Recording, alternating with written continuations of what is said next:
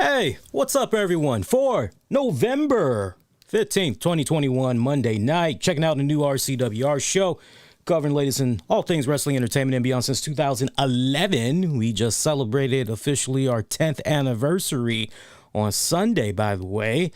Welcome one, welcome all. Hope your weekend was fantastic. For those of you maybe I didn't get a chance to run into during the shows we put out over the weekend, we did cover AEW Full Gear. We did do a pay-per-view post-show on that bad boy. We also came right back on Sunday night. As I just mentioned earlier, we did our 10th anniversary special of the RCWR show. That was a very nice, loose show. Kind of a reminiscent / retrospective kind of show, but at the same time, we did try to my credit, I really did try to make it be about opening up the phone lines, getting you all's thoughts, whether it was on the pay-per-view or it was on anything as far as some of the stuff you had seen from wrestling this week. Within reason, you could have even got in a couple of wrestling related, non-wrestling related questions as well. It was a nice little joint that we did. I know it's rare that we open up the phone lines. It's definitely something I would like to do a lot more. We got some kinks that we got to work out, though. And I can tell you what, if you're the type of person, if you'd love to be able to call into the show and sound off, I can't stress it enough to save on my time, especially when it comes to editing the audio. You know, we got to tighten up. And I think the best way that you guys can help me, help you, help us all make sure that we have a really good show experience is when you're able to call into the show, you got to make sure that whatever device you're checking me out on, you got to make sure that you got the volume on that bad boy on mute. I had to say numerous times on Sunday's show, hey, you gotta mute that background. And it makes it extremely challenging for me in post-production, because the video is just as it is. Sadly, I can't go back and edit a live video. I could, but that would be extremely tedious. Audio is not as bad, but when I continue to have the same issue over and over, and then I'm trying to figure out where the timestamps are, go about how I need to edit, where to crop, all that, it makes it challenging. That's why if you notice that 10th anniversary special, the audio version of that show, it hasn't been released yet because it's a little bit of a headache for me. So I think that's one of the things that we can do. And then I think the other thing that we can definitely encourage going forward the next time we open up the shows is, I say this where I'm a moderator for a couple of different shows and chats and discords and all that. And that's when you call into the show, as you're calling into the show, you want to make sure that whatever your question or your comment is, you've actually thought about it. It's well thought out, it's prepared, and you're just ready to pretty much go right at it and then just kick back and, either listen to me respond to whatever it was that you said, or we're kind of going that back and forth. But be prepared, have your shit ready to go. And then that way we can try to encourage more folks that want to call in. There's actually, I was quite taken back. There was a decent amount of people. I'm not bullshitting you guys. I can show you the phone right now and show you the different numbers of folks that tried to call into the show on Sunday. And sadly, we kept having the same people that tried to keep calling into the show. That was messing, so, we got some work together. It's myself and you all as well. We got our work cut out ahead of us, but I think together, if this is how everything's being laid out, these are the plans going forward. I think if we all just make sure that we're sticking to that script, then doing something where we're opening up the phone lines is going to run a lot smoother. Now, we aren't going to be opening up the phone lines tonight. And the main reason why is your man has a short turnaround. I've actually got to get up pretty early for work. So my goal tonight, we're going to try to do our best. And I am keeping tabs on the timer here of the recorder. we're going to try to see if we can do about an hour, 15 minutes of a show. And I mean, honestly, we were just here Saturday. We were just here Sunday. Not really too much gone down in between. A little bit of a rest period there. So we should be all right when it's all said and done, right? Hope your weekend was fantastic. I do have a poll up asking you guys, what did you think about this week's Survivor Series Go Home edition of Monday Night Raw? I only have the poll up on Twitter. I'm mainly interested for our Twitter audience right now. And you got Twitter, give me a holler at the RCWR show. Right now, I'm seeing 100% of you guys are giving Raw a thumbs down. You heard me right. I am looking at right now early voting. Poll was released just about 10 minutes ago, but so far I'm seeing 100% of the votes coming in are giving the show a thumbs down. So if you disagree with that, make sure you're sounding off and you're casting your votes, man. I mean, make sure you're representing. We'll come on back to that poll one more time later on during the show just to see if we can get a better gauge and all that good stuff. All right. So, yeah, once again, though, I just mentioned it a couple of minutes ago. Once again, thank you to everybody that had came out, whether you checked it out live, you particularly came in just wanting to throw a quick comment, or you came in with a super chat. Just in general, if you popped up live during the 10th anniversary live stream, or you showed up afterwards once it was available on demand, thank you. I appreciate you guys tremendously. Appreciate the love. I had a blast. Doing that special. It was good.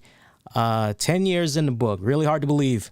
10 years of doing this. And it kind of surprised newer listeners too. Newer listeners of the show, or those that just occasionally listen to me, but not on a consistent, not necessarily religious, but on a semi-regular basis.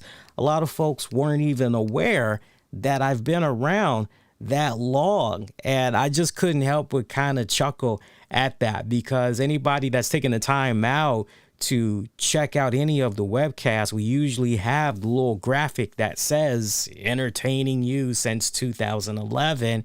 And then when you're checking out the audio version of the show, when you're checking out the audio podcast version of the show, you hear covering the latest in wrestling, entertainment, and beyond since 2011. So it kind of gave me a little bit of chuckle, but at the same time, it's, yeah, well, if you don't know, now you know, type of deal. So, but I appreciated all the love from everybody from the other day. And I see that 10th anniversary special is continuing to pick up respected steam. So, hey, thank you. And if you didn't get a chance to check that out, make sure you check it out once you get done with this episode. As far as the audio version of that show, I'll see what I can do Tuesday night, because I mean, there's a lot I gotta edit with all those hiccups I mentioned a couple of minutes ago. We'll see what happens. Hey, Raw, we'll get to that in a hot second. Look, we got the live stream that's up right now for AEW Dark Elevation. Here are the matches that came about from tonight. QT Marshall taking on John Silver. Nyla Rose, The Bunny, Emi Sakura taking on Rio, Sky Blue, and Rio Mizunami.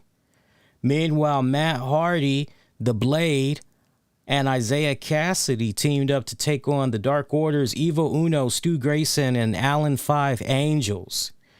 Andrade El Idolo went up against Lordy Crew. Ruby Soho faced Charlie Cruel. Or is that Charlie Cruel? I gotta go and listen to that. Also, the Gun Club took on Nasty Russ, T-Money, and Sean Cook. That's your matches for this week's AEW Dark Elevation episode 37. Once again, solid AEW Full Gear pay-per-view event that's now in the books. Overall, pretty good pay-per-view. It's nice to see, as I made my rounds checking out what some of my colleagues had to say about the pay-per-view, and it's pretty unanimous. The only person I've yet to hear from I've yet to hear from that I'm most curious about. I've yet to hear from Cornette. So I know Cornette was having some computer issues over the weekend because I believe he recorded an episode with Brian Ladd, and I guess it was a case of trying to release it, and he was having some technical issues. So I don't know if that's been resolved or what, but I'm definitely curious to hear. You could tell me that audio from Cornette ain't going to be released until this Friday. I still want to know what he thought about the pay-per-view overall, but just that to the side, just the overall consensus from those that are either podcasters or vloggers or writers, you name it, and they're reviewing stuff. The overall consensus, AEW Full Gear was a pretty good pay-per-view. And as I told you guys, I pretty much had ended up giving that pay-per-view a thumbs up. You know, if I were to give that a rating number scale from 1 to 10, I probably would stick to an 8. And I can't go higher. I can't go any lower. I'm staying pretty firm at an 8 out of 10, which is pretty good, which is honestly pretty good. So Full Gear, you know, I can't wait to see how everything goes down with Dynamite, as that should be a pretty historic episode. And normally history has shown once AEW has come off of a major pay-per-view, that first Dynamite out of the gate usually does pretty good numbers. So I would imagine this Wednesday is definitely going to be a pretty loaded up card. So we had that go down over the weekend.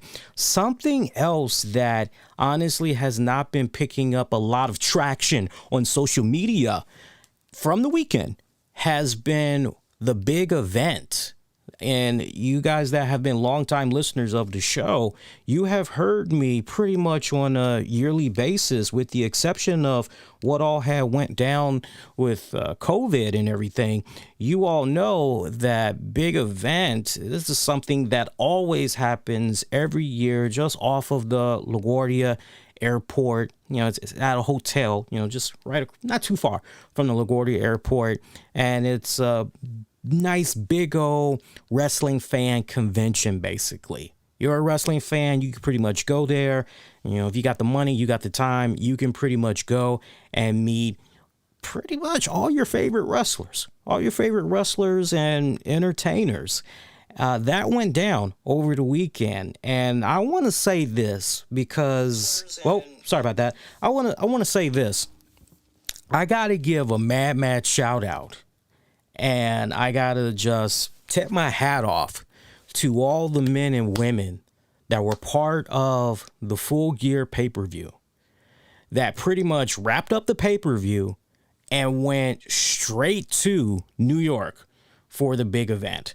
I would imagine a lot of these guys really did not get any sleep.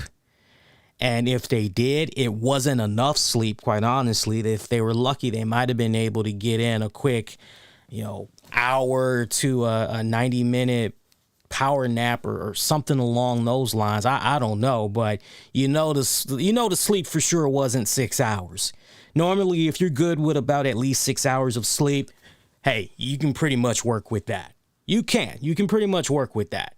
But these men and women that were on the Full Gear joint, there was a decent amount of them that went from Full Gear to the LaGuardia joint for big event.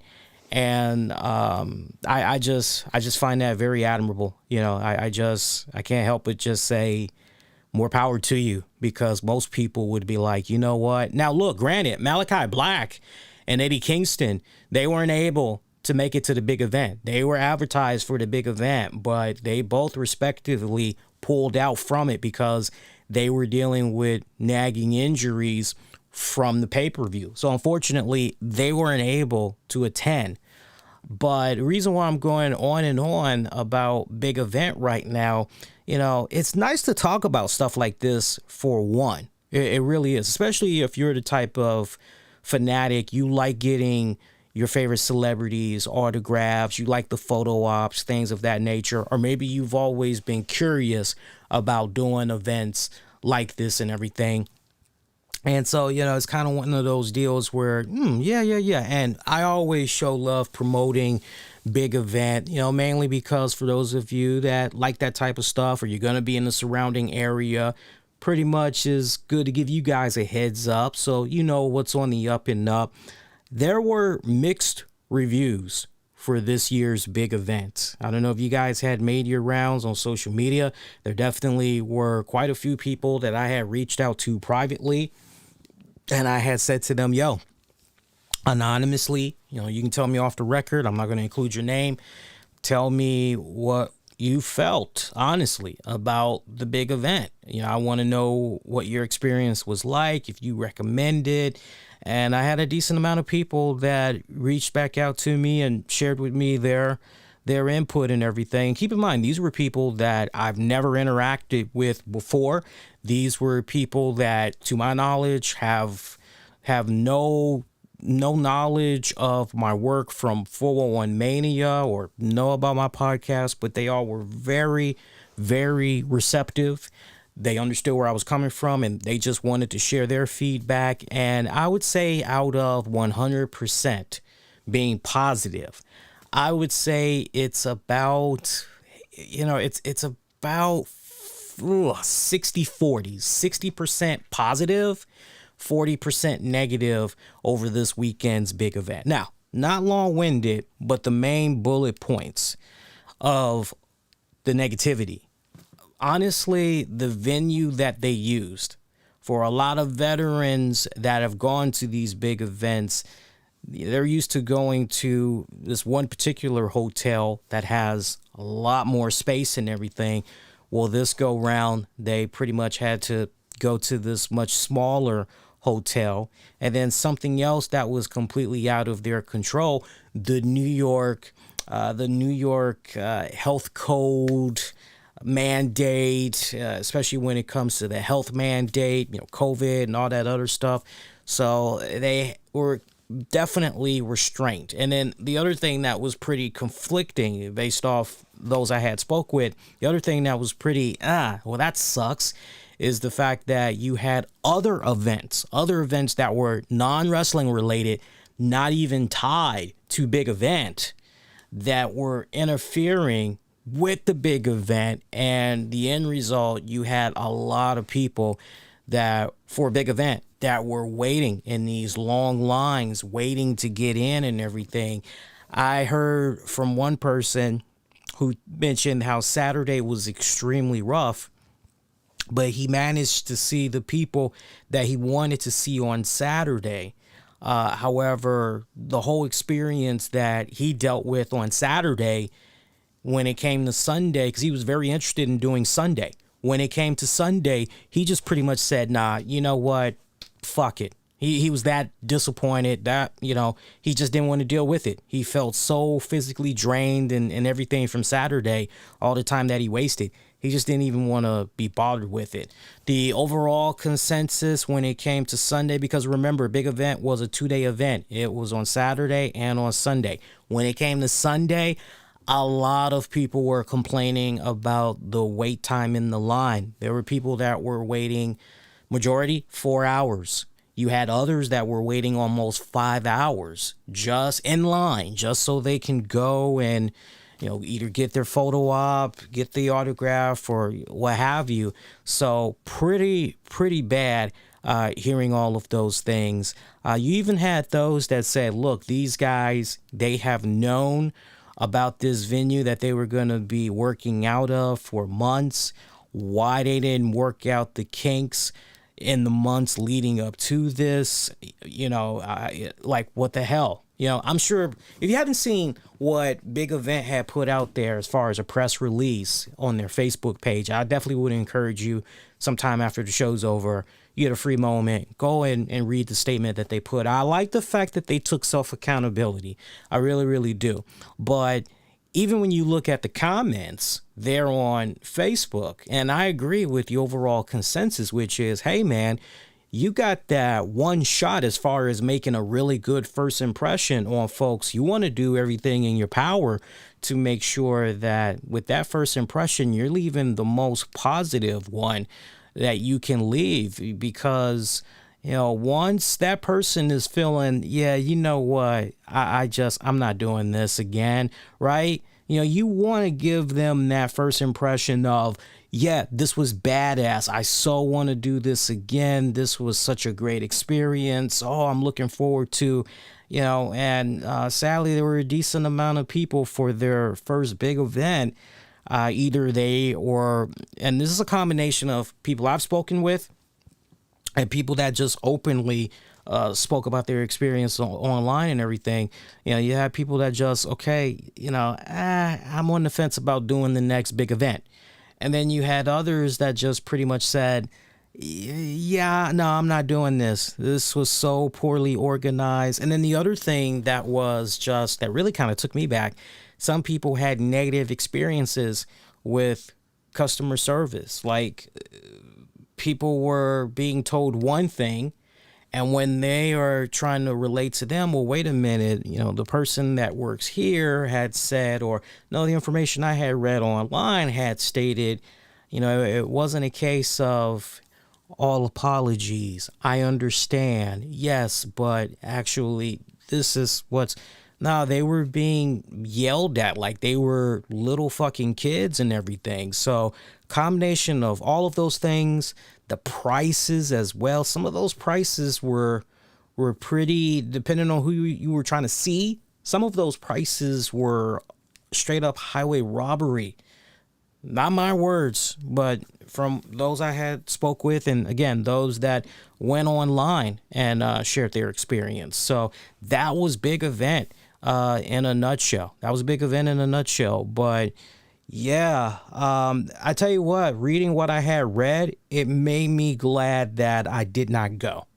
It made me glad I did not go, because wifey asked me straight up a couple of weeks ago. She said, yo, I know we got big event coming up, but she thought it was in December. But she said, okay, so, if there's one person from big event that you would like to go see, you just got to see who's that one person. And I told her straight up, I said, hands down, Daniel Bryan, Brian Danielson. I want to go see him. I read his books, like, been a fan of his shit for some years now. I want to do a photo op with him. I'd love to have him sign the big gold belt. That's the guy. He's the only person I'm interested in seeing. And then, believe it or not, we actually got closer to the event. Like, once we were able to figure out, oh shit, 'cause I don't know why, but for the longest time we thought it was actually in December. Once we found out it was in November, it was kind of, okay, so what's up? And I told her, I said, we got Christmas around the corner. My birthday's coming up. We got New Year's. We got to think about Thanksgiving. Like, I'm honestly good. There'll be other opportunities, and hopefully the price will be a little lower. I'm like, I'm good. She even asked me after Friday, after this past Friday, she asked me if I had any second thoughts, if I wanted to, because she was willing. She was willing to actually do a road trip out there, just for Daniel Bryan and them. And I was like, nah, I'm good. She's like, seriously, I'm good. She's like, you sure? I'm like, I'm good, right? I know that's kind of crazy, right? But, you got a lot of stuff that's going on there. So that's big event in a nutshell. Hopefully, things will be right with their next event, as they plan on doing something March of 2022. So they're trying to capitalize on WrestleMania weekend, basically, as some of you guys know and everything. So, by the way, shout out to those of you, my fellow podcasting friends in the New York area and listeners in the New York area. If you are someone is going to be going to the Barclays Center this weekend for Survivor Series, please let me know, because I would love to make some type of arrangement with you online, where maybe you could pick me up a goodie from something they're going to be selling exclusively at the Barclays Center. As far as I know, you're not going to be able to get this online at WWE Shop. Take a look at this, and I apologize for those of you that's going to be checking out the audio version of this, but WWE, that is, they're going to be releasing limited edition Bruno Sammartino shirts only at the Barclays Center at Survivor Series this Sunday. And I am a huge, I'm showing you guys the images right now, and it's pretty badass. I'm actually gonna blow up the image a little bit. I'm gonna try to do my best to blow this up as best as I can for you guys here. Okay, yeah, I think you guys, that it don't get no better than that. So there's the first shirt there. Nice. I like the blue color. I like the nice little blue colors, kind of like a powder blue almost you got going on there. I love that. I love that nice, good old school throwback of a photograph there of Bruno, the Italian strongman. I love that. And then we got this nice white shirt right here. I'm feeling that nice black collar trim and the black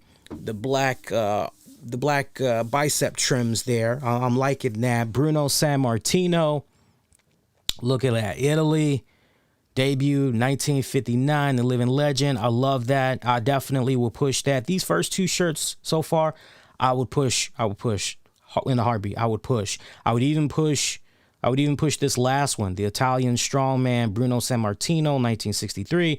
You know, I like the black. I like the nice white and red that you got going on there. I like that. That's pretty badass. Honestly, I love all three. I love all three of these designs. If you were to ask me which one is my absolute favorite of the three designs, that's a tough one, man. That's a tough one. It's between the powder blue Italian strongman and I like that black on white with the red. I like that's going on there, even though it's just text. I actually like that one as well. But yeah, let me go ahead and let me minimize this again. Let me minimize this again for you guys. But yeah, so again, shout out to my podcasting amigos and listeners. Again, if you are going to be going there to the Barclays Center this weekend, or somebody you know is going to be at the Barclays Center for Survivor Series, definitely have them try to reach out to me, or you could reach out to me directly, and let's see if we can get something rocking and rolling, because I definitely would be forever in your debt. I'm a huge Bruno Sammartino fan, so to be able to add something like that to my personal collection, that would be badass. That would be freaking badass. So we will get into the Survivor Series card for Sunday. We'll get into that on Wednesday's RCWR show. FYI, Wednesday's RCWR show we'll get into on that one. That way we can try to figure out, hopefully by then we'll have more information as far as how the entire card is being looked at. I'll tell you this right now, though. I think we're in for a really huge surprise, or two or three, when it comes to Survivor Series this weekend. And some of that foundation that was laid out tonight on WWE RAW, I got to tell you, when it comes to the male Team Survivor Series 5-on-5, I'm very curious to see what's going to be happening with that one, because there's some huge, I think we're going to be in for, honestly, some damn good surprises. But that match alone, we're going to be in for some surprises. So why am I going on and on and on about? So main event match of the night, we had Rey Mysterio taking on Bobby Lashley. Now, the way this match ended up coming about was because Rey Mysterio got in the face of Adam Pearce backstage, and he said to him straight up, "Hey, how the hell could you do that with my son from last week? He was already in for the Survivor Series match, and you did what you did there. You just freaking pulled him out of it and all that. What the hell? It wasn't cool." And he pretty much pulled that man card on Adam Pearce, where he wanted to know straight up, was Adam Pearce really a man of his word? And those were some fighting words there for Adam Pearce, as Adam Pearce told him straight up, "I'm the man that's putting you in a match. You taking on Bobby Lashley." Now, remember what I had said on last Monday's RCWR show, which you can go back and check out.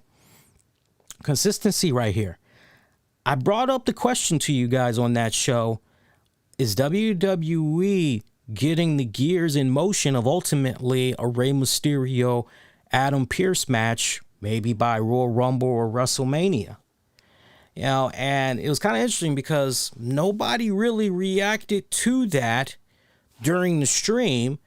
And when it came to social media, honestly, I've been the only one that's been teasing that idea. And I reiterated it yet again tonight, feeling as though, because what I was looking at right here, what would have had me just say, okay, we're not even going in that direction, so let's forget about it. It would have been one thing had Adam Pearce said to Rey Mysterio, Rey, you're absolutely right. I sincerely apologize for what happened last week. Just understand where I'm coming from. I'm just trying to do our very best to make sure that Team Raw has a bona fide chance of winning. I want the best lineup humanly possible for this male 5-5. I want this W so bad you have no idea, Rey. And you can make an argument that I let that craving, that I let that personal desire get the best of me. And yeah, Rey, you're absolutely right. Look, from here on out, I'll make sure something like that never happens again. All you've done for the business, I've got nothing but respect for you. I didn't mean any disrespect by your family. Didn't mean any disrespect by your son. I was looking for something along those lines that would have just squashed, but that's not what we got. And the fact that Adam Pearce did not apologize and he essentially punished Ray for really pulling his man card, right? His code of honor card there, if you will. I like how we're kind of going with that code of honor, that ring of honor code almost there. Nice little nod there, subliminal if you kind of stop and think about it. So looking at that, I can't help but wonder if I might be on to something from what I said last week as far as, is it possible that Adam Pearce and Ray could go at it one-on-one? And look, not for nothing. I know it's been some years, but our boy Pearce can still go. He ain't injured or nothing like that. Our boy can still actually go. So it'll be interesting to see what happens from that. But I'm going on and on about Pearce because, as I just mentioned, he put Ray in that match against Bobby Lashley, and that was our main event match for Raw tonight, which was actually a pretty damn good main event match, I got to say. It was actually really good. Ray held his own against Lashley. I thought it was a nice little back and forth for what it was worth. I did not appreciate the one commercial break that they took in there where by the time you came back, there was less than 5 minutes remaining for the show. I just thought that was a odd, silly ad placement.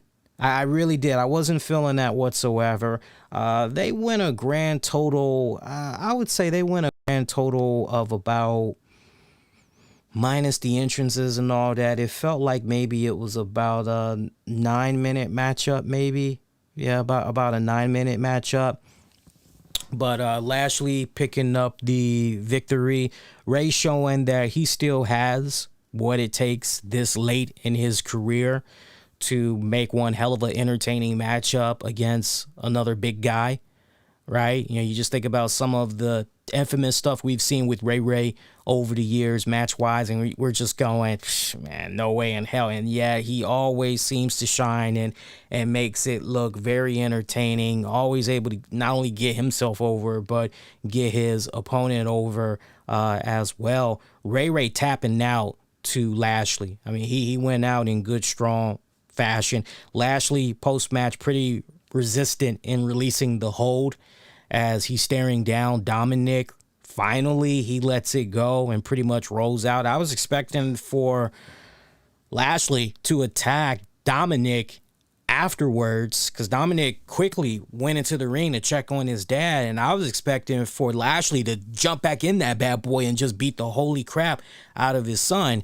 Ray's son, that is, but that didn't go down. But backstage we go where Adam Pearce was checking out everything that had went down, and he kind of had this smug, satisfied look on his face as he grabbed a microphone, head on out to the stage ramp, and he proceeded to address the crowd and the Mysterios, saying that it's his job to make sure that they have the best competition possible coming up at Survivor Series Sunday.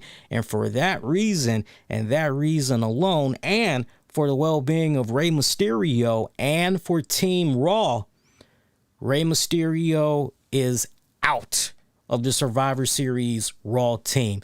Dominic looking pretty pissed off, wondering what the hell's going on. How could Adam do this to his father?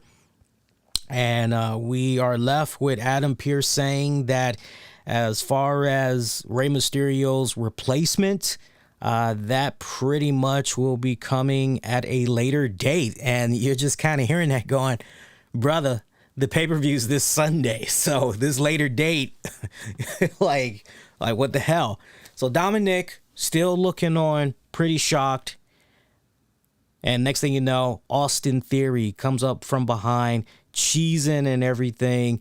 And he just drops him with an ATL.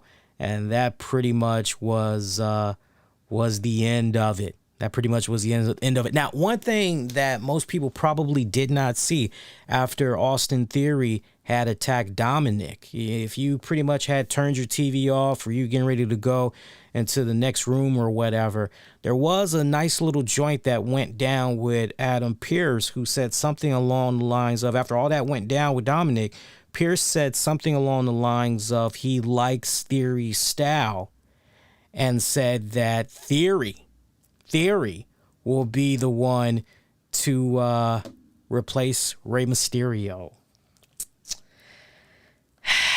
Yeah. What the fuck? Yeah. I ain't mean to tease you guys like that, but, you know, I'm trying to figure out a way to let you guys down a little easy there. But, yeah, so I wish I was trolling you guys right now and saying that Austin Theory did what he did, and Adam Pearce legit did say, you know, an opponent at a late, he did say that, but we're now going in this direction. Can I tell you what honestly would have been all right with me coming up at Survivor Series? I think that it's a travesty that NXT isn't having any representation whatsoever with NXT. I sincerely do. And if there's one particular guy or two or three that I'm looking at, but right now I'm just homing in on one. And I think most people would have no problem with the guy I'm getting ready to mention here. I feel this guy is definitely continuing to be on the rise in his early career with the WWE. He shows a lot of promise. He shows a lot of heart. And honestly, if this guy does not become a bona fide WWE breakout star, I just can't help but go, okay, you know what? Somebody dropped the ball here big time. And those people need to be held accountable to the point maybe they need to lose their job. And that is Braun Breaker. I think Braun Breaker would have been awesome sliding right into that position, honestly. Opened up with a vacant Rey Mysterio. I think it would have been badass had a Braun Breaker gone in there. Now, look, granted, maybe something like that can still happen because for all we know, maybe Dominic will try to extract some type of revenge on Austin Theory Survivor Series weekend. A little backstage beatdown result of what went down with Austin Theory. You know, that's pretty much the end of him. Or another way that you could potentially look at this is at some point during the Team Raw versus Team SmackDown 5-on-5 men's elimination match, maybe somehow Dominic gets himself involved in there and Austin Theory runs like a punk bitch out of the arena while Dominic is giving chase, and that pretty much creates a handicap for Team Raw. That's another way that you could potentially look at this as well. But yeah, honestly, I really wish that a guy like Braun Breaker would have been involved. Hell, Tommaso Ciampa, I wouldn't have had no problem with him being involved in there. Looking even at a guy like Carmelo Hayes. I wouldn't even mind it if Carmelo Hayes, and remember, he's the North American champion right now and everything for NXT. So any one of those guys, I think, would have been badass. So, you know, let me know if you kind of feel in the same way as far as, yeah, it kind of sucks that there's really no good representation there for NXT, or the lack of representation there when it comes to NXT. And me fidgeting around, moving around, and all that good stuff, I just got to make sure that coming up in post-production, I'm making my necessary edits where we need to make it and everything. So I think we began the talk of Raw maybe at about the 35-minute mark. We started talking about Raw, give or take. So yeah, so that interesting little development had went down there. Other than that, some other stuff that had came about from Raw tonight. Just kind of looking at the rest of this card here. That for me was definitely a really good matchup. Big E and Matt Riddle taking on the Usos. That pretty much had opened up Monday Night Raw for this week. Way that pretty much came about as far as the team of Big E and Matt Riddle and everything. Big E was trying to resolve his issues with Kevin Owens, and Owens did come out, and they were doing a little bit of trash talking, and Owens pretty much told Big E straight up, you know what, you got me all wrong, Big E. It's a load of bullshit that you and other people are thinking the way that you're thinking negatively of me, but you know what, you want to call me a scumbag, you want to call me a liar, you want to call me that bad guy, you know what, I'll be that bad guy. I will be that person that everybody wants to hate, but I'm not just going to be any old plain bad guy. I'm going to actually be worse than that. I'm now going to go out here and hurt every single WWE superstar, whether it's in the ring, in the back, any arena, any place, anytime. But Big E, you being the WWE champion, I'm especially going to be putting the hurting onto you. And you're going to deserve it. And you need to know that everything that's going to be happening from here on out is because of you, Big E, because of you. It is your fault for what's about to go down in the near future. So Big E came right back. He wanted to challenge Owens to a fight. Owens pretty much rolled out as Big E was following him up the ramp. And then out of nowhere, Jimmy and Jey Uso attacked him. Nice little beat down there. From there, of all people to come out, Matt Riddle. Matt Riddle came out there for the save, coming to Big E's rescue, and that pretty much went into a commercial break. As also while Riddle was doing his thing, Seth Rollins' music had hit, and Seth Rollins was just smiling and everything. Once we come back from a commercial break, that's when they made the tag match official between Big E, Matt Riddle, and the Usos. It went about a little bit over 2 minutes. Big E, Matt Riddle pretty much winning via disqualification. There's a beat down in the corner of Big E as Seth Rollins got in there and was attacking Riddle. Orton's music hits. He's coming in there, gives an RKO to the Usos. We pretty much go to another commercial break, and when we come right back, now we've got the same participants, but some additional folks. So we get another tag match. Holla, holla, player. You know what this match needs? This needs to be a tag match, right? So, little Teddy Long right here. Tag match or Undertaker. Randy Orton, Matt Riddle, Big E taking on Seth Rollins and the Usos. I think a lot of people pretty much had saw this coming up. Team of Seth Rollins, Usos, picking up the win. When this was all said and done, this was basically about pushing the Survivor Series, which honestly, I'm all right with that. I'm actually all right with that, but pretty predictable, what kind of was going on right here when it's all said and done. So, but nice little 30 minutes when it's all said and done that pretty much went by. Let's see from there. I did enjoy the trash talking post-match where, because Seth Rollins, I remember he left pretty much high and dry, and Big E pretty much was whooping that ass on Jey Uso. I remember that much, and he pretty much told him, deliver a message to your boy Roman that the message has been received, and pretty much plants his ass with the big ending. And Big E, just that whole sequence right there, he came off like a freaking badass. I loved it.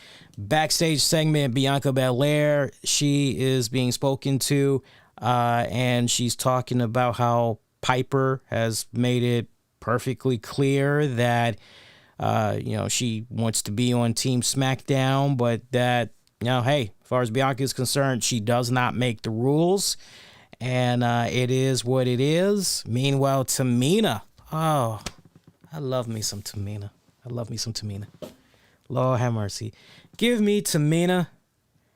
If only for one night. If I was a single man. I love. She's still a sweetheart as far as I'm concerned. But yeah, we ain't seen Tamina good minute. She popped up, and she pretty much tells Bianca that tonight Bianca is her business. And Bianca's like, okay, well, you ain't Piper, but yeah, boo-boo, you'll do, right? So that pretty much sets us up for that match later on. Tamina, Bianca Belair. The girls went about 4 minutes. It was okay. It was okay. I mean, look, Bianca, she did good for what it was worth. She and Tamina had an okay match.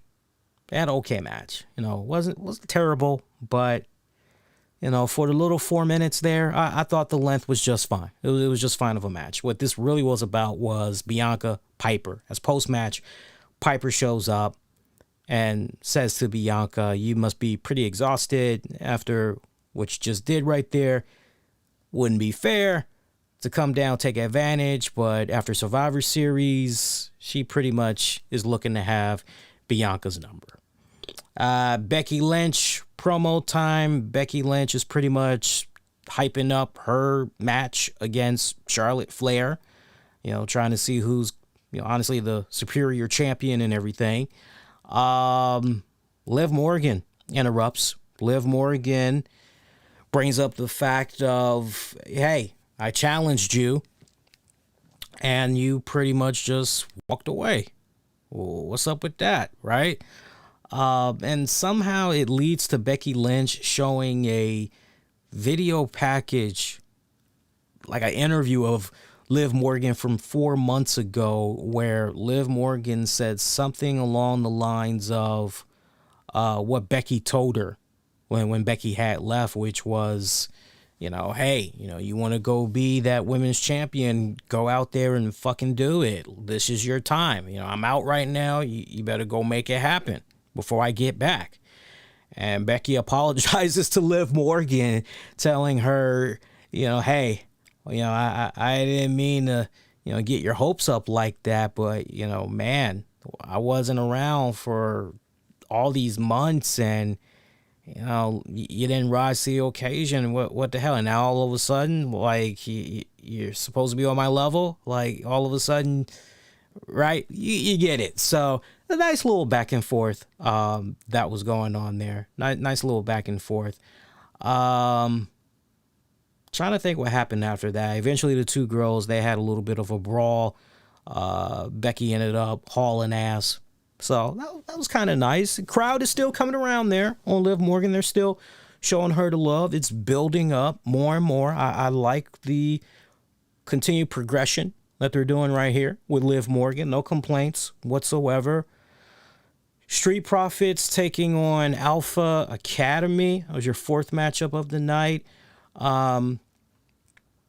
Good match. That was actually a pretty damn good matchup. Other than the main event, this actually was another good one right here. Gable and Otis, they just continue to click pretty damn well as a tag team.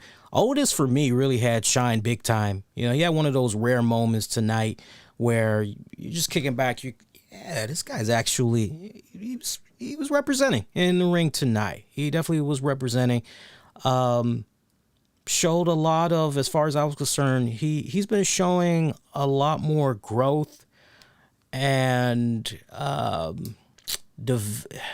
growth and development are the same thing, but he's been showing a lot of promise since he's gone this heel route and everything. And the pairing of him with Gable. It's really been a good blessing in disguise for both men, quite honestly, for both men. So a lot of fun action right here. This actually was a pretty good matchup, I gotta say. Good stuff right here. Nikki Ash took on Zelina Vega. Man, I don't even know if this was like a 90-second matchup. I really don't. Zelina Vega picking up the dub. Somehow we get into Carmella versus Rhea Ripley. Ripley winning with the Riptide. I mean, that was like, you're lucky if that was maybe a 3-minute matchup. A little bit better than the previous women's match, but yeah, just trash. That's all I got to say. Kevin Owens, Finn Balor. This actually was pretty good. 12 minutes plus of a matchup for what it was worth.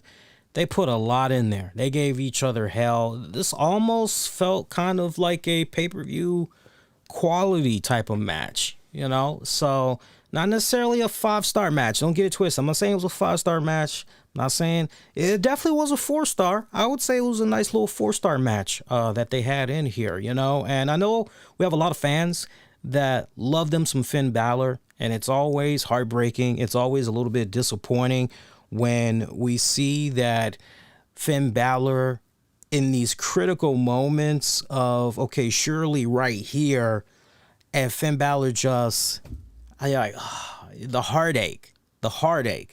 And that's what we kind of got right here tonight with another heartache here.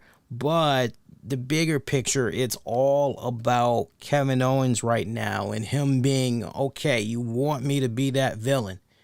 You want me to be what everybody pretty much needs at this point in time. Okay, I'll be that role. I will fit that role. I'll wear that mantle. Sure, let's do it, right? This was more about, but, you know, in retrospect, you could make an argument that we really have to feed Balor to Owens. That's up for debate, for sure.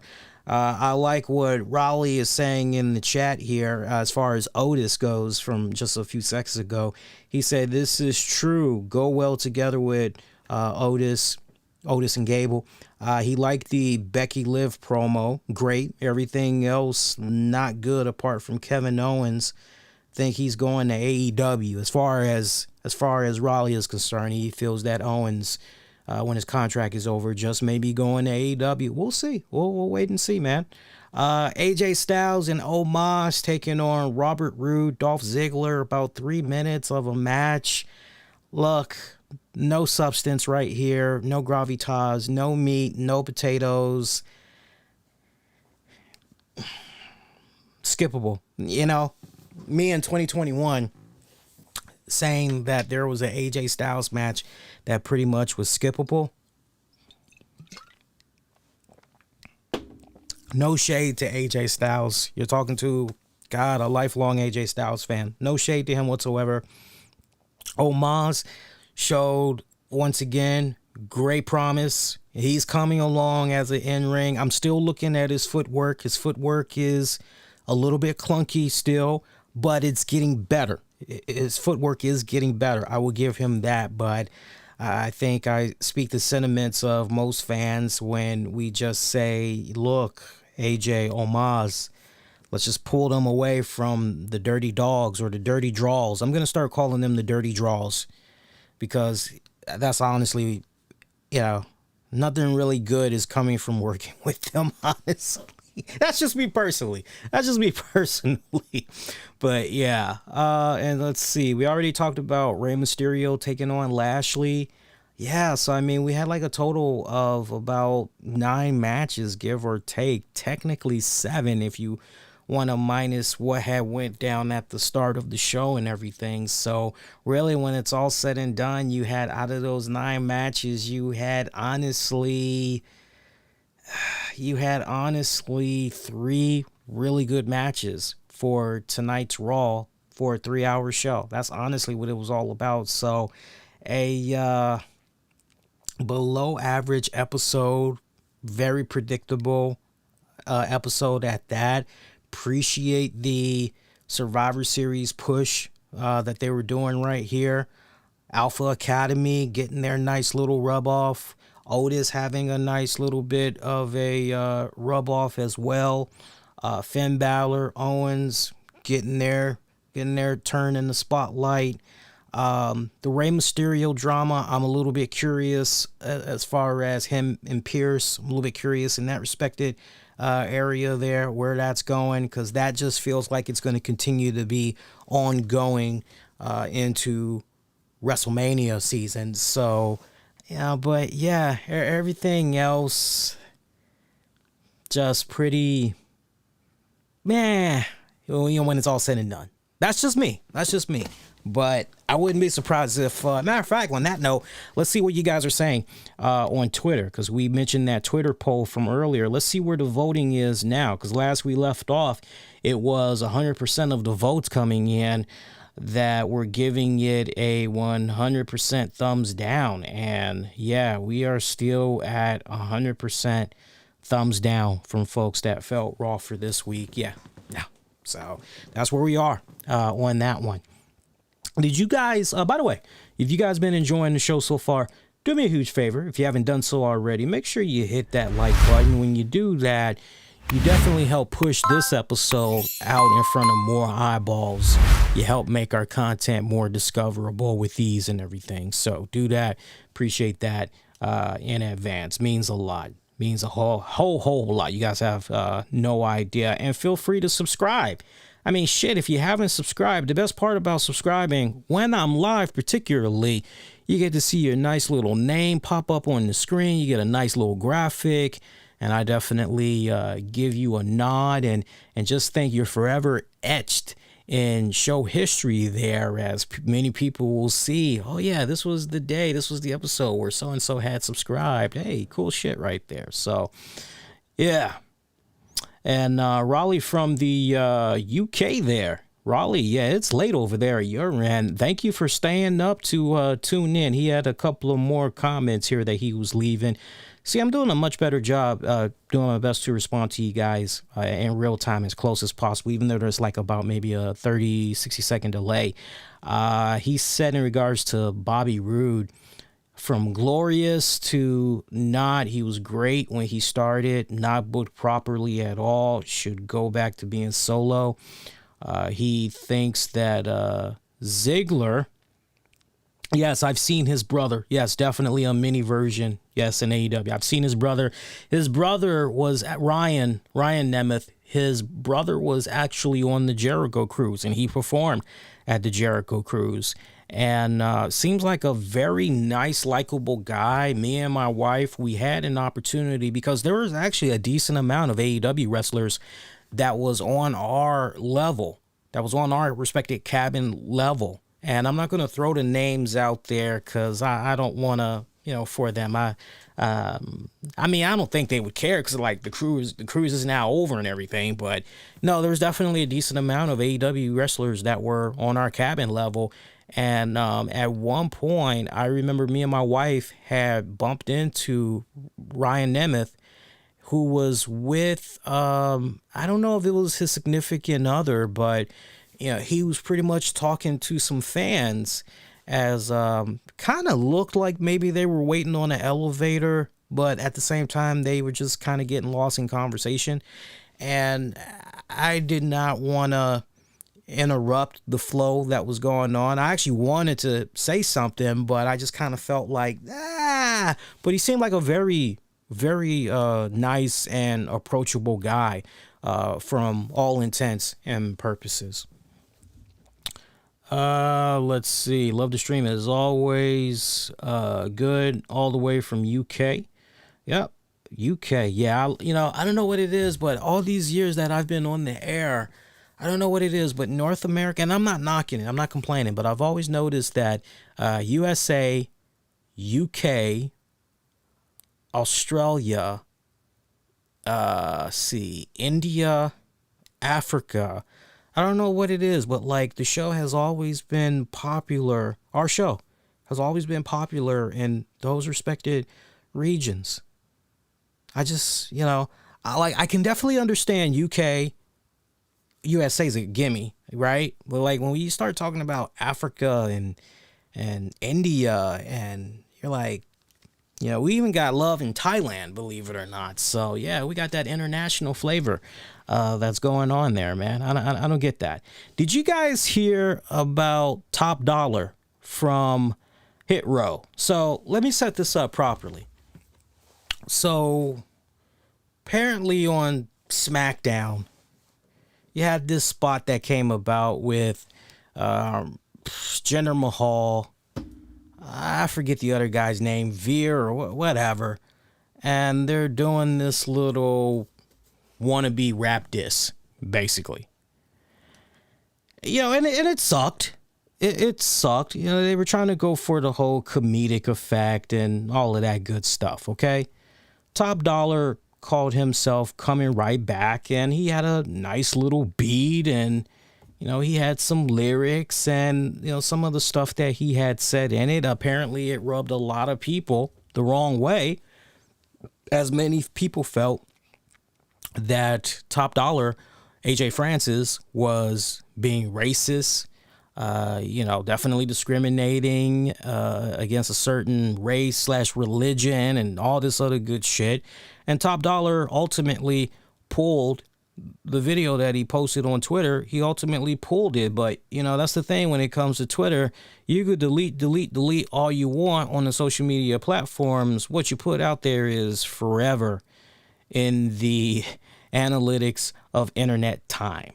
So for those of you that did not get a chance to see what Top Dollar had said for his little rap diss, for those of you that's watching this stream right now, not only will you see the nice little video, but you'll also read the lyrics as well.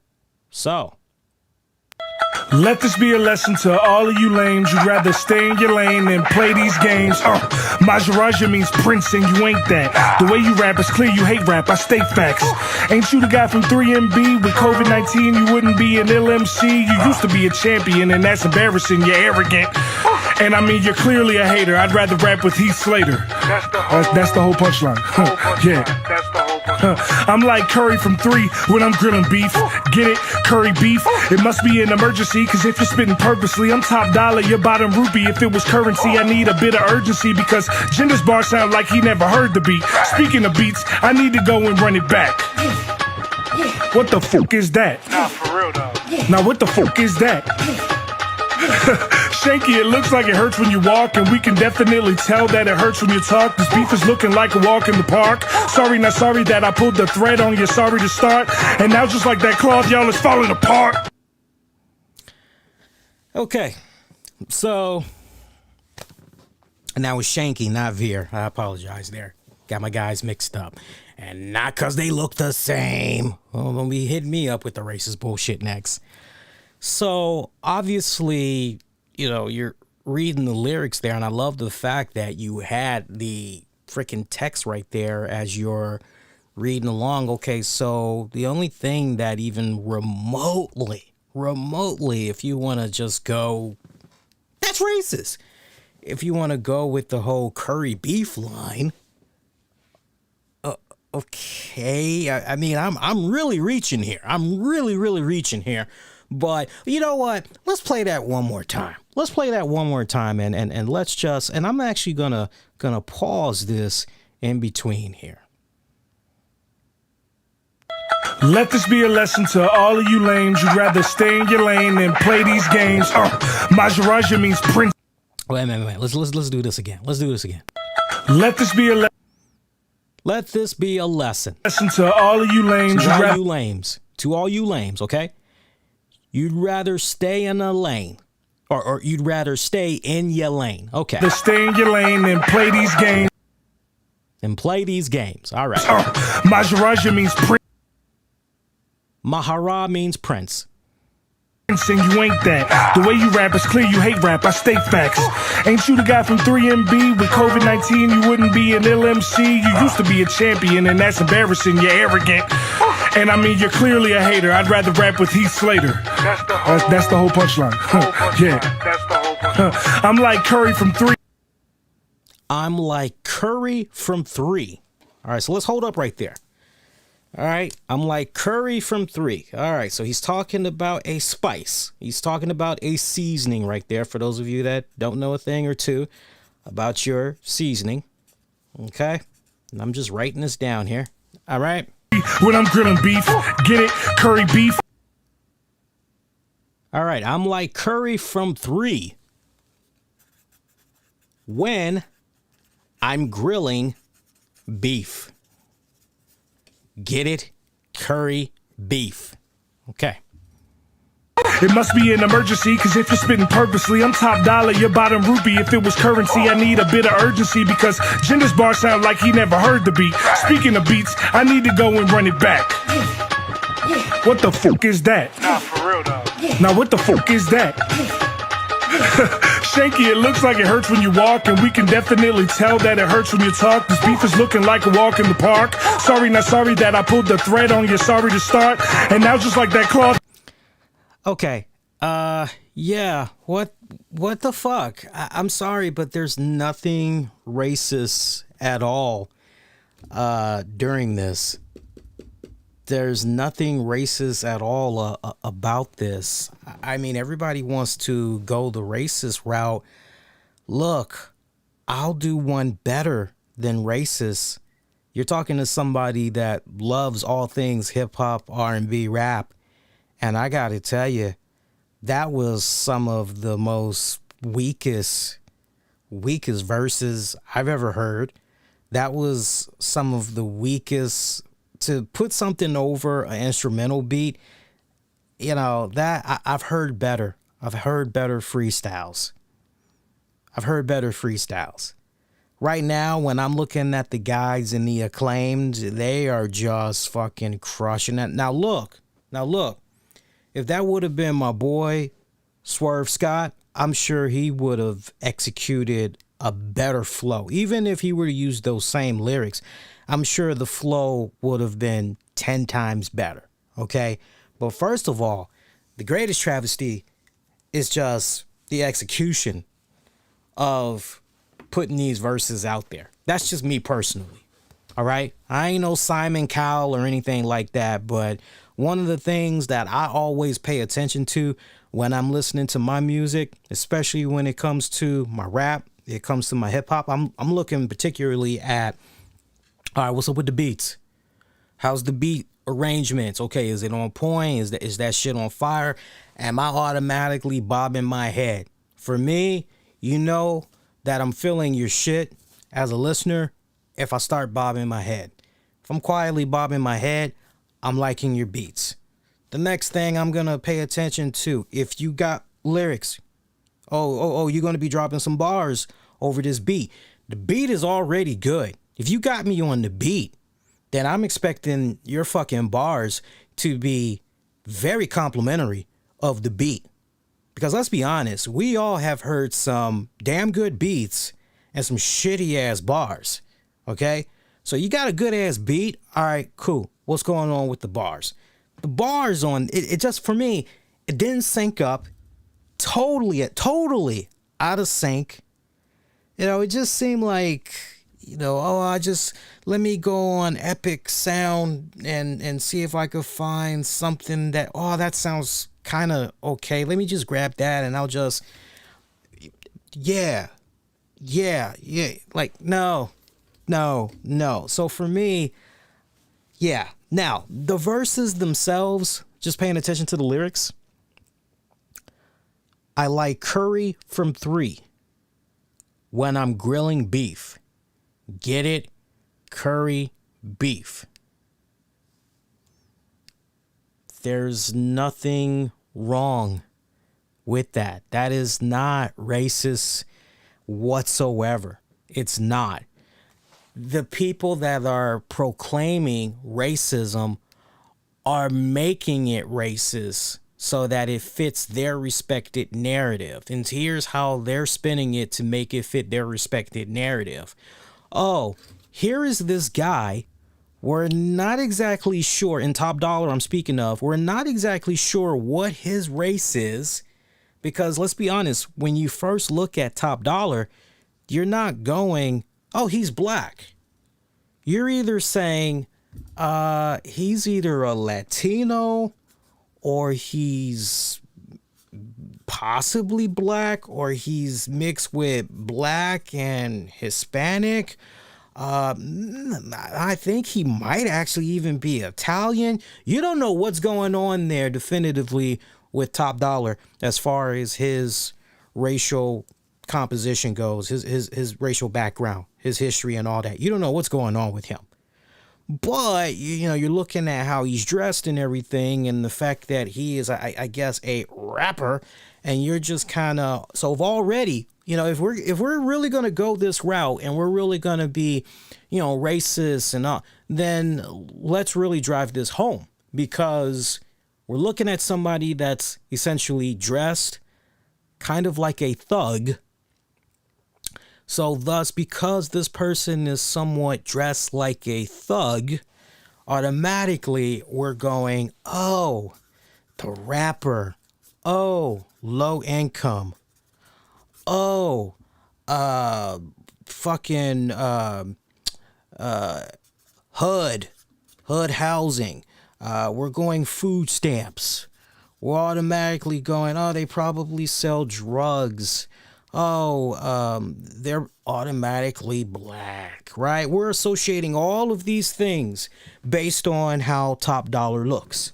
And then when we go over to the other guys there, and Jinder Mahal and Shanky, we're looking at them, and it's pretty obvious that with Jinder Mahal wearing the little turban around his head and all of that, okay, so okay, well, we know what he is. He's basically an Indian.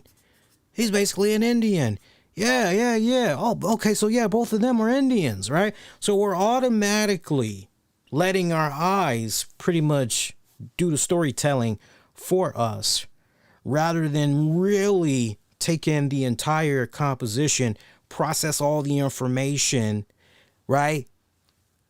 And that's how we got to this point where we're at right now. Me personally, I did not look at this as racist whatsoever. Now, look, if Top Dollar would have said something along the lines of, yo, you need to do what you do best. You need to get off my chest. You need to go back to your home. I don't think you from Rome. India, Pakistani, I don't give a fuck. Drive me from my home deep down to the south. 'Cause all you know how to do is push taxis. Okay? Right? Let's go there, right? Or you want to go like 7-Eleven or Subway, or you understand exactly what I'm saying. If he would have gone in those below the belt kind of areas for verses, then I would definitely look at that and say, okay, you know what? But when I read particularly I Like Curry from 3, I'm automatically going, curry, if you know your spices and all that, you're going, okay, he's talking about a seasoning. Okay, cool. When I'm grilling beef, okay, we're talking about cooking. We're talking about curry. Okay, cool. Get it? Curry beef. I'm going, oh, nice. Okay, cool. Nice how you played with those words, right? Kind of Dr. Seuss-ish, but, whatever. And he deleted his shit. Now, he did put out a comment. AJ Francis, I'm speaking of. He did put out a comment. I want to make sure I'm showing him some love and showing this here. Here's what he said here. When Jinder and Shanky made jokes about the culture and turned their hat backwards and beatboxed all the things that they were making fun of my culture, I literally laughed, and they know that. I responded with a track doing the same thing in fun with the point of entertainment. Y'all in an uproar about a track that Jinder himself knew was coming. I'm over y'all flooding mentions, so I deleted it. The whole point of this was for us to have a good time with what we are doing. If you think I was insensitive, I just hope you have the same energy for my culture. And he is absolutely fucking right. He is absolutely fucking right. You know, it's sad because we are continuing to see motherfuckers have selective outrage when they feel it best suits their narrative. You know, it's one thing if you're a motherfucker that's just, nah, I'm being consistent. Every single time an issue like this comes up, I am just on that ass. Male, female, black, white, don't care what the age is. I'm just on that ass. Okay, more power to you. But no, sadly, we've got individuals that's out there that are continuing to, be selective. And whenever they feel, oh, this is just right for, it's no different than what you see that's been going on with all the people that's popped up missing over the years. Missing children, missing teenagers, missing adults, and they don't get the stories. They don't get that 15 minutes of fame on your local news or on major cable outlets and all of that because it's not sensationalized enough. It's not juicy enough. However, you get you a nice, pretty little white girl, social media influencer, and all of a sudden, I'm not making it a race thing, but I am being 100 right here.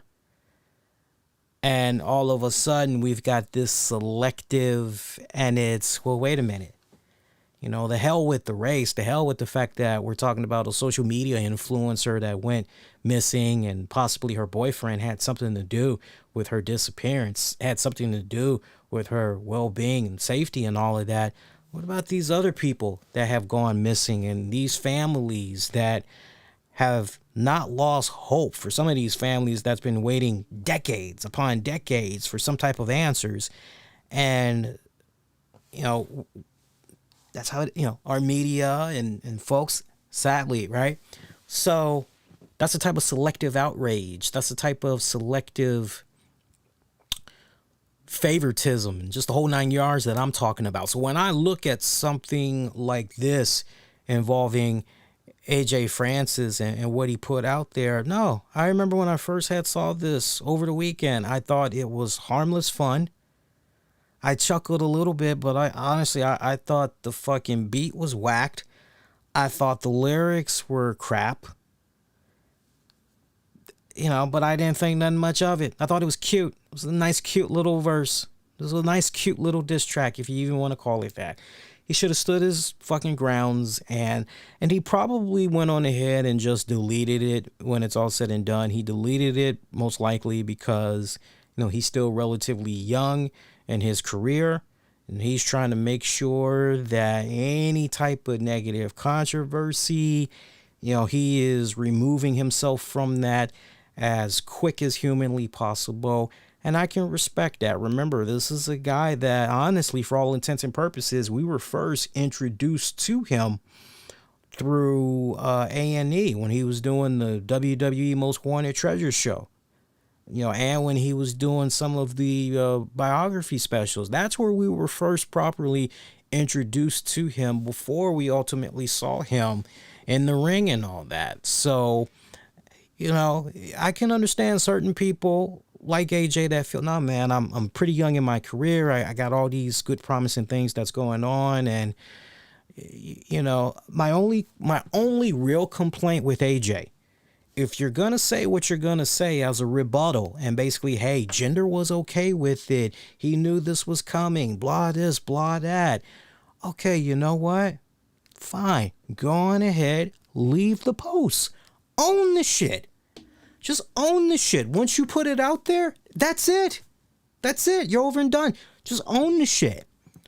People, my mentions, hey, there's a cool setting that you have, especially since you got a blue check mark. All you got to do is just go in.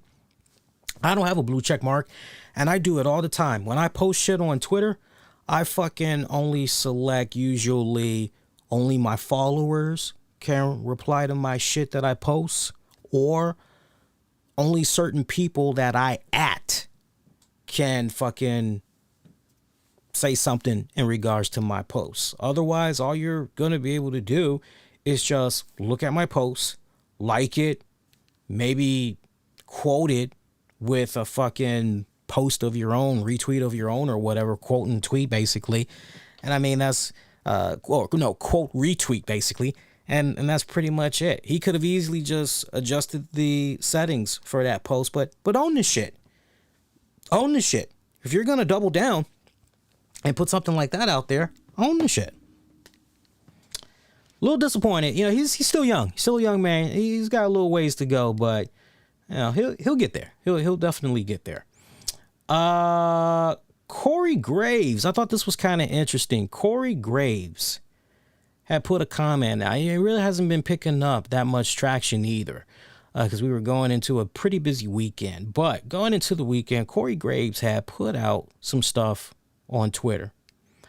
And he talked about possibly wrestling again. Kind of teased it just a little bit, but remember, he was forced to retire back around 2014,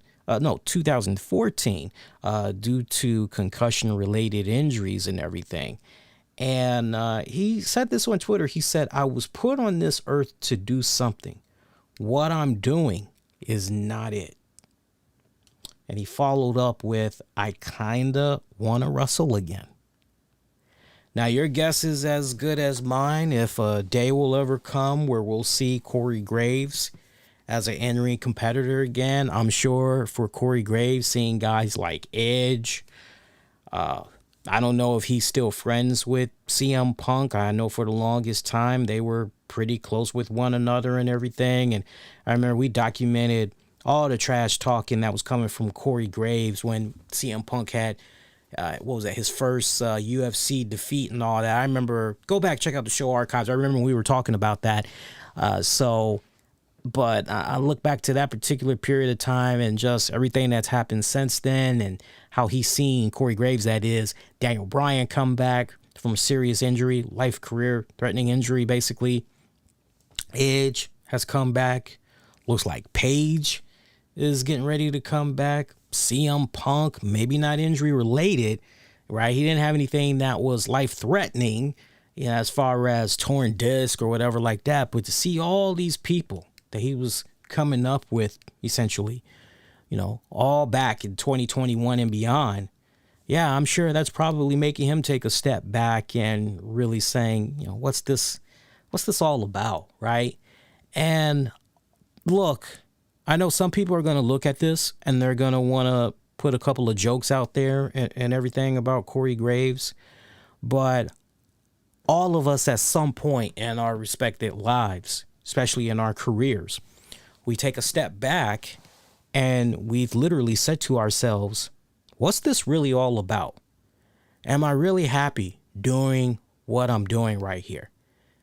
And that can come even as a result of making really good money, having that good financial stability, that security and everything, and knowing that your family is going to be taken care of. You know, sometimes you could have everything and then some, and it just feels like it's not enough. And it's all about the pursuit of happiness. It is all about doing whatever you got to do as far as chase those dreams, whatever those big aspirations are. You know, worst thing that could happen, you try, it doesn't work, but at least you can look yourself in the mirror and say, yo, I put 120 of an effort into this. I gave it my all, and this was the end result, but at least I can say, I did pursue it.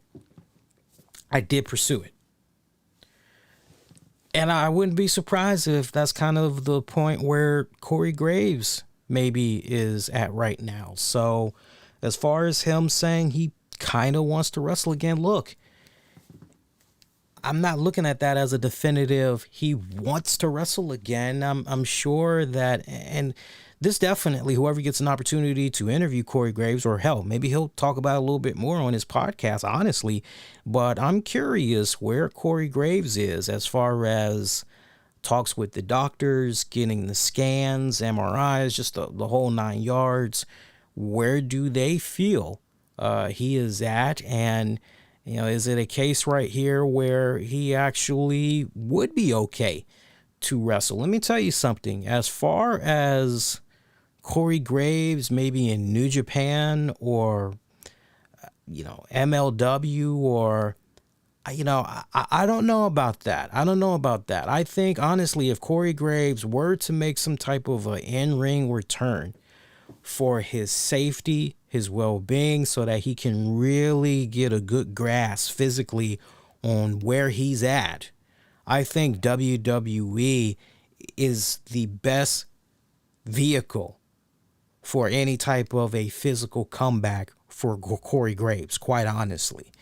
And, a lot of people forget this, but I remember where Corey Graves was as an in-ring competitor right before he hung up the boots there for a good minute. And I remember, watching him. I remember watching him in those NXT days, and I felt there was something pretty cool about him. Yeah, I couldn't quite put my finger on it. I know a lot of people kind of looked at him as a CM Punk wannabe because they basically looked at the tattoos, his face, and some of his mannerisms when he was cutting promos and everything. But for me, he showed promise. He was definitely he was a pretty lanky guy. I remember he's he's a tall guy, but he came off pretty lanky. His build reminded me a lot of Baron Corbin, but more leaner, if that makes any sense. But more leaner. But he seemed pretty promising. And the other thing that you got to factor in too, look at how old Corey Graves is. I think now Corey Graves is somewhere between 38 to 40.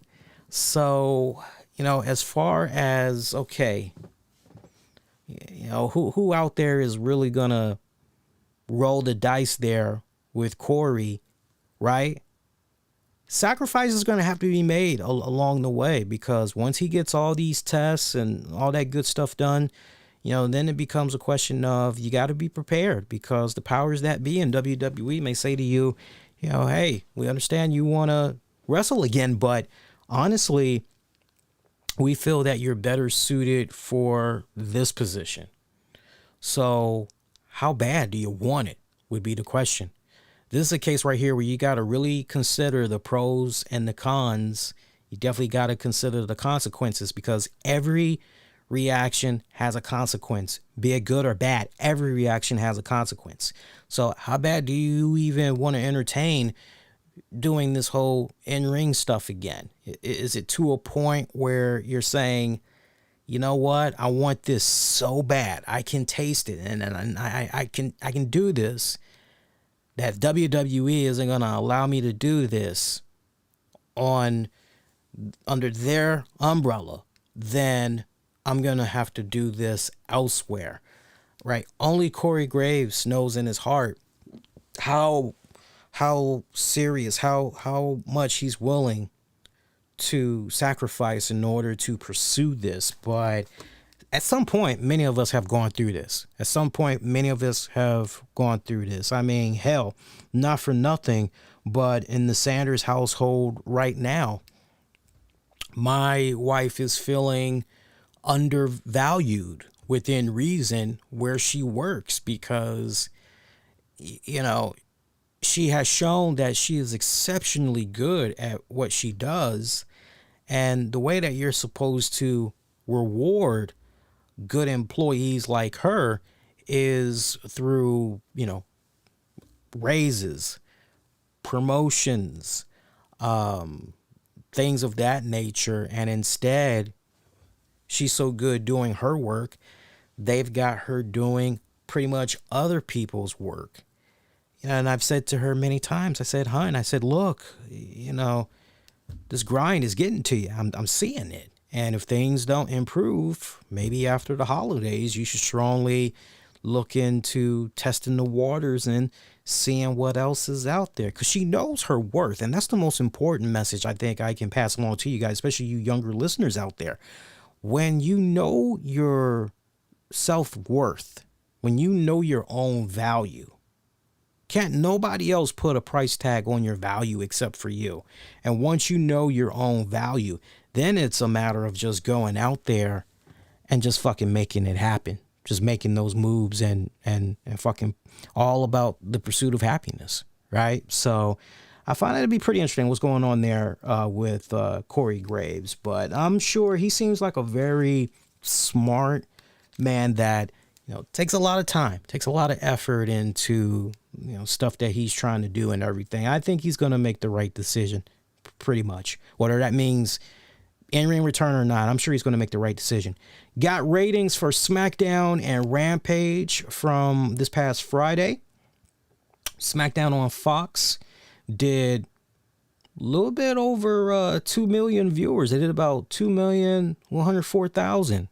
And as far as their 18 to 49 demo rating, they did about a 0.56, which was about 728,000 viewers in that age range. So that's pretty good. Meanwhile, Rampage on TNT, they did 515,000 total viewers. And when it came to their 18 to 49 demo rating, they did a 0.20, which was about 264,000 viewers in that respected rating. I'm trying to see how, because I've yet to see anybody mention this, but I'm curious what the numbers were for that AEW Countdown the Full Gear special that went about 30-something minutes long. So curious what was going on with that. Hopefully by Wednesday, I'll have a little more information on that show for you guys. Shout out to Chris Dickinson. Chris Dickinson has suffered an injury at the New Japan Pro Wrestling Battle Valley. And apparently they announced, New Japan that is, they announced that he wouldn't be able to do the New Japan Pro Strong tapings. And it looks like he has dislocated his leg from his hip. He is going to need surgery.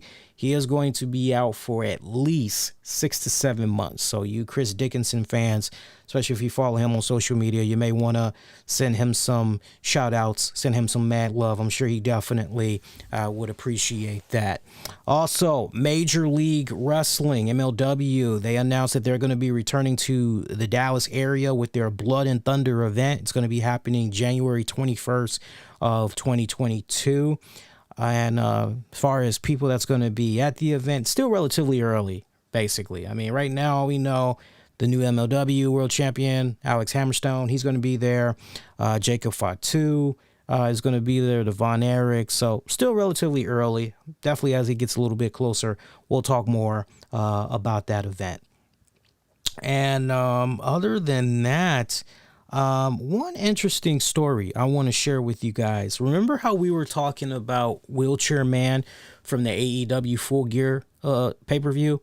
There's a nice story in regards to that young man, and I did not know this, and I really wanted to share this with you guys. And remember we were talking about Cody Rhodes and the spot there with the belt and giving the belt to, you know, we dubbed him Wheelchair Man and everything. We talked about how cool Wheelchair Man was and all of that good stuff. And, you know, what Cody Rhodes had did for that young man and what Tony Khan, CM Punk, and everybody in AEW had did for that young man and his family was very admirable. Definitely high marks as far as respect. And basically the young man, again, who we've dubbed as, you know, Wheelchair Man, from here on out, we're going to start calling him by his actual name, Ryan. Ryan's mom had reached out to AEW, and she had told them how her son is terminally ill. He has Huntington disease, and basically one of his wishes, you know, his one wish, like the number one wish, he wanted to see a AEW match ringside. And so Tony Khan, Cody Rhodes, everybody involved, they made it possible for that young man. And that weekend, you know, he met with so many AEW stars, the whole 9 yards. If you haven't done an advanced Twitter search, I would encourage you to do so. You definitely would be able to see all the photos and a lot more of the story. His mom, if you want to try to look her up on Twitter, at Kathy, that's KATHYMKURTZ61. Or you could just do AEW Ryan, maybe say AEW Ryan disease or something along those lines, and you should be able to, or, you know, AEW wheelchair. You play around. You'll definitely be able to come up with it and everything. But very nice, very nice. I mean, look, say what you want about Cody Rhodes. Look, don't get it twisted. We know why we as fans, the majority of us, how we've gotten to the point of where we are right now in regards to Cody. But now that we've got more context behind, and I don't think anybody was really shitting on Cody giving the belt to the kid, although I gotta go on record, I thought initially when I was looking at that, you know, I looked at that, and what was it that I said on the post show? I think I said something along the lines of, you know, I said something like AEW is trying to figure out, as they're panning the crowd, who they can try to, right? And like, man, it's wrong on so many levels. Wrong on so many levels. Unlike some folks, I am man enough to admit, okay, I definitely read that wrong and everything. You know, I wasn't shitting on Ryan or anything like that. Just for me personally, I just did not like the spot with Cody pretty much in superhero kind of John Cena mode there. But all things considered, knowing the backstory there with Ryan, and, you know, look, the young man could possibly pass away any day now, you know, well before these 2 major holidays getting ready to kick in. And I tell you what a great way to go out, right? So just think about that. On a more interesting note, Cody Rhodes is no longer on Twitter. Not really sure how many of you guys are aware of that, but looks like he's deactivated his account. So not really sure what's going on with that, but it is what it is. I'll let you guys read in between the lines on that one. So that's pretty much it. We can pretty much at this point stick a fork in it. This show is DONE done. So let me give you guys some quick programming notes. Tuesday night, November 16th, 2021, I will be live with you guys. We'll be covering NWA Power Fallout. I will come on. I'm going to look to see what's a really good time. I got to look at how it is for you guys as far as how active you are on YouTube during that 8 to 10 o'clock hour, basically. Because if there's a lot of you guys around at 9, then I'll gladly do the NWA post show at 9 o'clock. Otherwise, I'll come on a couple of minutes after NXT goes off the air. So we're either going to come on at 9 or a little bit after 9, or we'll come on after NXT goes off the air. And then Wednesday night, November 17th, we'll be back after Dynamite's off the air. We'll cover Dynamite Fallout, key points from NXT. We will go into Survivor Series, the card, the way it's looking. I think we'll actually go on ahead and get into Survivor Series picks as well. So that's going to be a nice, fun, loaded up show. So check that out. And yeah, sound off. I mean, you get ready to check this out for on demand and on the download. Sound off on a number of the topics that we had went over here on this show. You agree with some of the things that I had said. You disagree. I have been making a better conscious effort to respond to everybody in their comments, you know, and lately you guys been taking me up on it, so I appreciate that. You guys have actually been taking me up on it.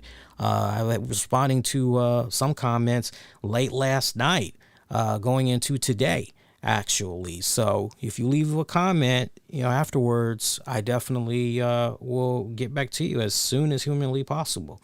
Be kind, rewind, check out previous episodes you might have missed for on demand and on the downloads. If you didn't check out that 10th anniversary show, go circle back, show that bad boy some love. I greatly would appreciate that. And on your way out, make sure you hit that like button. When you do that, not only are you letting YouTube know you enjoyed this episode, you're also letting them know that you enjoy the content, particularly from this channel, and it really helps YouTube out as far as recommendations go. See, we've been picking up some subs as well, so I always love when we get that big old domino effect, so feel free to hit that subscribe button as well, and hit your notification, select all for your notifications. That way you don't miss out on any content. I still get from time to time people that say, I didn't get the notification that you were live. Hey, I didn't even know that you were live. I just happened to be on YouTube. Make sure you're selecting all for notifications. That way, every single time something goes down, right? And then if after that, you're still not getting notifications, then it actually may be a setting on your phone where you might have disabled YouTube notifications. I know I've fallen victim to that a couple of times on my devices, so FYI. Get at me on Twitter, Facebook, and Instagram. Use the keywords, the RCWR show. And until next go round, I'm wishing all of you all to be safe and most importantly, be kind to one another. Adios.